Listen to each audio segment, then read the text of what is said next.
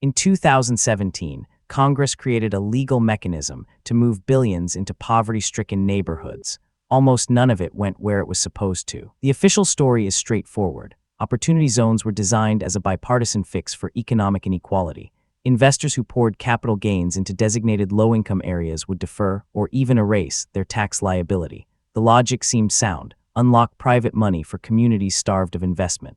Congress embedded the program into the Tax Cuts and Jobs Act of 2017 for years. Proponents celebrated it as market-driven development without government spending. But the structure contained a systemic vulnerability. The IRS designated over 700 zones across the country based on census data, not need assessment. A billionaire could buy a vacant lot in a designated zone, hold it for 10 years, and pay zero capital gains tax, even if nothing was built. The deferral mechanism created a perverse incentive: hold, don't develop. By 2019, investigative reporting revealed the pattern. Opportunity zone capital flowed predominantly into trendy neighborhoods already gentrifying, not into historically neglected ones. In Miami, New Orleans, and Denver, funds concentrated in areas already appreciating, bypassing the poorest census tracts entirely. The feedback loop was predictable: money chases returns, not need. The real mechanism at work wasn't investment in community, it was tax arbitrage. Wealthy individuals and private equity firms used opportunity zones as a legally sanctioned vehicle to defer massive tax bills. A venture capitalist could deploy $100 million in gains into a boutique hotel project, secure their tax shield, and capture upside. The community benefit was incidental, not structural. By 2023, Treasury data showed the outcome.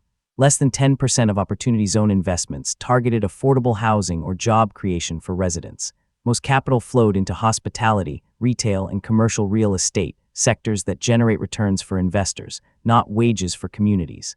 The program had transformed into a wealth transfer mechanism disguised as equitable development. The collapse was foreseeable from inception. Tax incentives alone never drive development toward communities with structural barriers: lack of credit access, weak infrastructure, limited consumer purchasing power. Opportunity zones assumed markets self-correct. They don't. They concentrate where capital already exists. What this reveals is how financial systems encode inequality through design. A tax mechanism can look race-neutral and community-focused while funneling billions to the wealthy. The architecture matters more than the intention.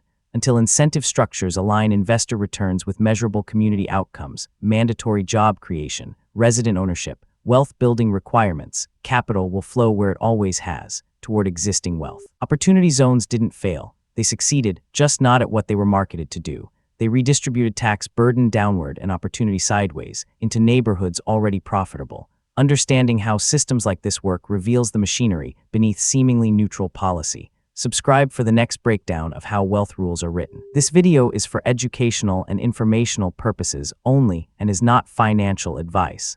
Always do your own research. Subscribe. Each week we decode the systems that shape who builds wealth and who doesn't. This video is for educational and informational purposes only and is not financial advice. Always do your own research.